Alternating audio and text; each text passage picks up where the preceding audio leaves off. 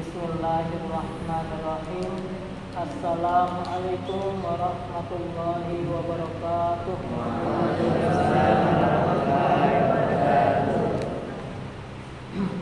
Alhamdulillah, alhamdulillahirabbil alamin. Wassalatu wassalam ala nabiyyina Muhammadin wa ala alihi wa ashabihi wa man tabi'ahum bi ihsan ila yaumiddin. Amma ba'du. Alhamdulillah, bersyukur kita kepada Allah Subhanahu wa taala atas segala nikmat yang telah Ia limpahkan kepada kita, dan juga salawat serta salam semoga senantiasa tercurahkan kepada Nabi kita, Nabi Muhammad sallallahu alaihi wasallam. Santri-santri sekalian yang semoga dirahmati oleh Allah Subhanahu wa taala. Kaifa halukum? Alhamdulillah bikhair.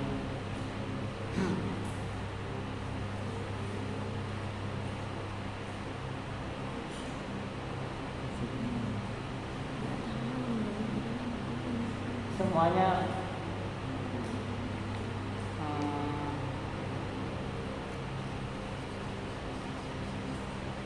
nggak usah kayaknya. Jadi santri-santri sekalian, kita ini ada di pondok apa namanya? Pesantren Tahfidz Cahaya Al-Quran. Tahfidz apa artinya tahfidz?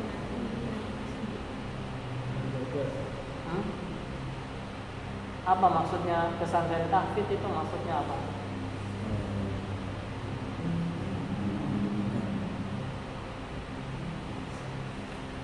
Bumi. Maksudnya pesantren tahfidz itu apa?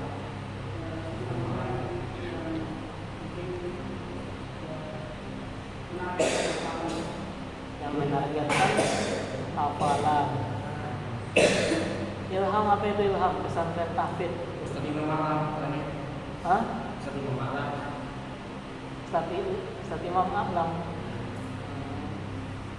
Pesantren tahfidz. Jadi pesantren tahfidz itu pesantren yang program unggulannya adalah Al-Quran, adalah tahfidz, adalah membaca Al-Quran, menghafal Al-Quran. Itu. Jadi pondok kalau ada tulisan tahfidznya, fokusnya ke situ. Tapi bukan berarti nggak ada materi dan macam-macam, tetap ada. Pondok kalau nggak ada tahfidznya, nama tahfidz di pondoknya itu berarti memang nggak fokus tahfidz. Paling seadanya. Misalkan kalau DS itu yang wajib itu KLI 4 juz, TID 2 juz, An-Nur itu 8 juz. Nah, jadi seadanya. Sedangkan kalau pesantren tahfidz, tujuan utamanya itu adalah 30 juz. Tujuan utamanya. Sebisanya kalau bisa 30 juz. Tapi kalau nggak bisa, diusahakan tahfidznya tuh memang yang lebih unggul, yang lebih banyak. Maka terkait dengan pondok tahfidz ini, ustadz kita, dewan fatwa kita, yaitu Kiai Haji Imtihan Asy-Syafi'i. Nama beliau Kiai Haji Imtihan Asy-Syafi'i. Itu dewan dakwah kita, dewan fatwa kita kalau mau tahu ya.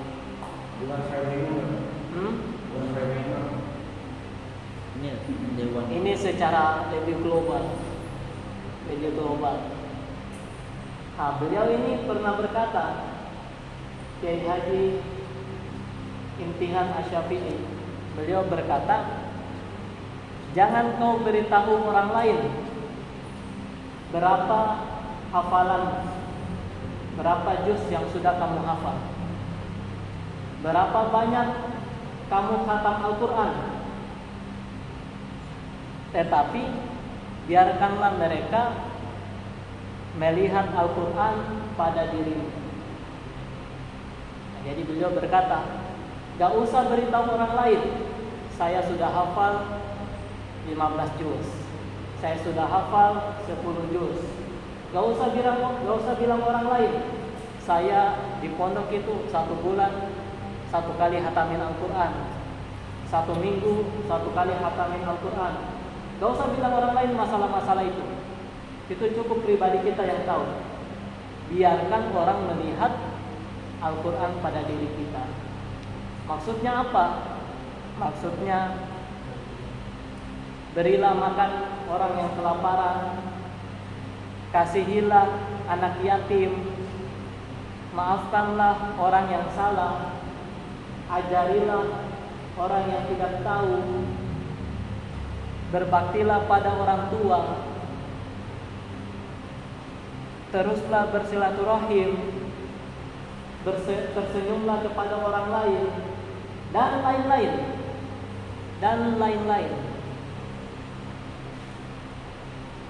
Yang penting bukan seberapa banyak kamu membaca dan menghafal Al-Quran, tetapi yang penting adalah seberapa banyak Al-Quran ada pada dirimu.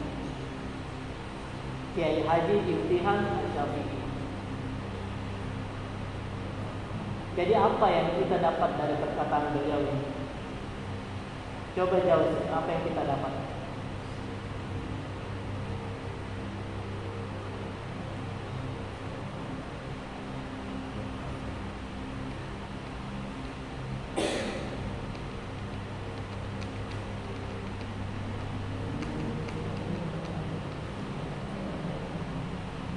Langsung intinya, apa intinya?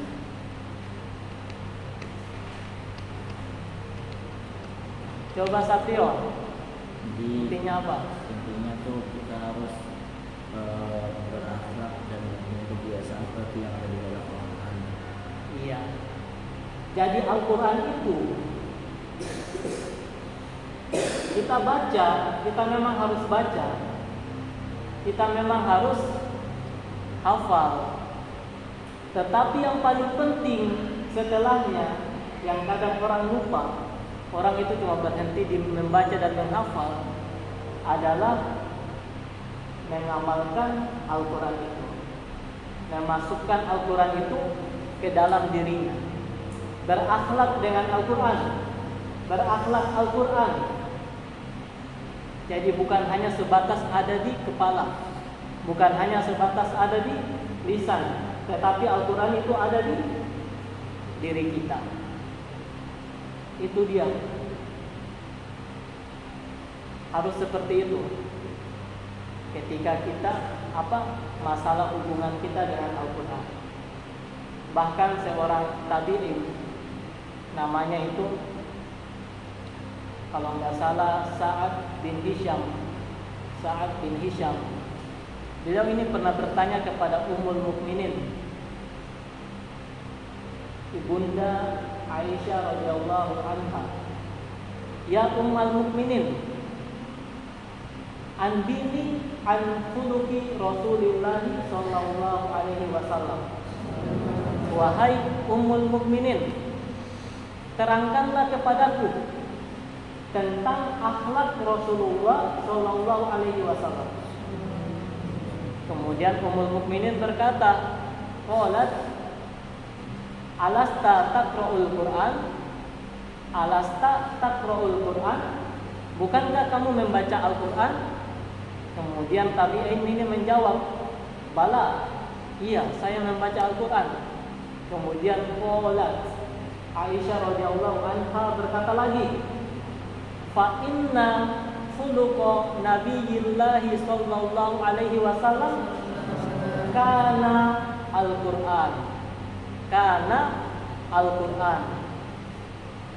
Maka sesungguhnya akhlak Nabi Allah sallallahu alaihi wasallam adalah Al-Qur'an. Akhlak Nabi adalah Al-Qur'an. Jadi itu dia. Apa Ummul Mukminin ketika ditanya tentang gimana sih akhlak Rasulullah, Yang mana akhlak ini kan banyak sekali. Tapi cukup Ummul Mukminin hanya menggunakan satu kata. Di kalimatin jami'atin, satu kata yang langsung menghimpun seluruh sifat tersebut, seluruh akhlak tersebut. Apa satu kata itu? Al-Quran. Al-Quran. Dibawalah yang bertanya itu. Nabi Muhammad Sallallahu Alaihi Wasallam sudah wafat, dibawa langsung, diarahkan kepada Al-Quran, kepada Al-Quran yang mulia.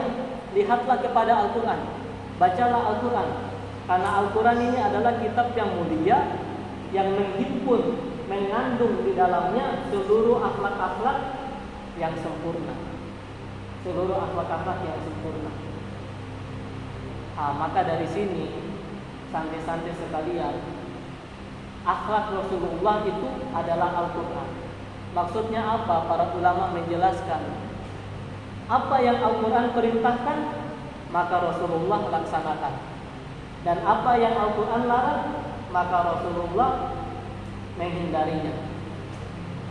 Dan Rasulullah berakhlak dengan Al-Quran itu. Jadi maksudnya adalah akhlaknya Rasulullah itu adalah dengan mengamalkan Al-Quran. Mengamalkan Al-Quran. Akhlak Rasulullah itu dengan berhati-hati terhadap batasan-batasan yang sudah ditentukan Al-Quran. Kemudian beradab dengan adab-adab Al-Quran dan mengambil pelajaran ibrah dari contoh-contoh dan kisah-kisah yang ada di dalam Al-Quran. Ulama menjelaskan seperti itu. Maksud Nabi berakhlak Al-Quran itu, beliau apa yang Al-Quran perintahkan beliau laksanakan, apa yang Al-Quran larang beliau tinggalkan, beliau hindari. Beliau berakhlak dengan mengamalkan Al-Quran. Beliau berakhlak dengan mengamalkan Al-Quran. Kemudian beliau berhati-hati terhadap batasan-batasan yang sudah ditentukan Al-Quran. Beliau beradab dengan adab Al-Quran. Dan beliau mengambil ibrah, mengambil pelajaran dari kisah-kisah dan contoh-contoh yang sudah ada di dalam Al-Quran. Intinya akhlak Rasulullah itu ya Al-Quran. Semuanya sempurna, secara sempurna.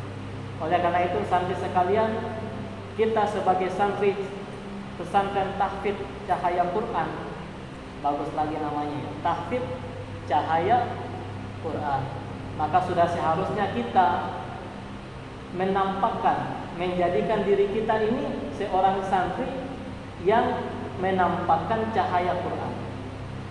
Yang menampakkan cahaya Quran bukan sebatas di kepala kita, di lisan kita, tetapi di diri kita sendiri, dengan berakhlak dengan akhlak Al-Quran. Jadi mungkin hanya ini sedikit yang dapat kami sampaikan. Semoga bisa diambil pelajaran. Aqulu qouli hadza wa astaghfirullah li wa lakum wa lisairil muslimina min kulli dhanbin fastaghfiru innahu huwal ghafurur rahim. Wassalamu alaikum warahmatullahi wabarakatuh.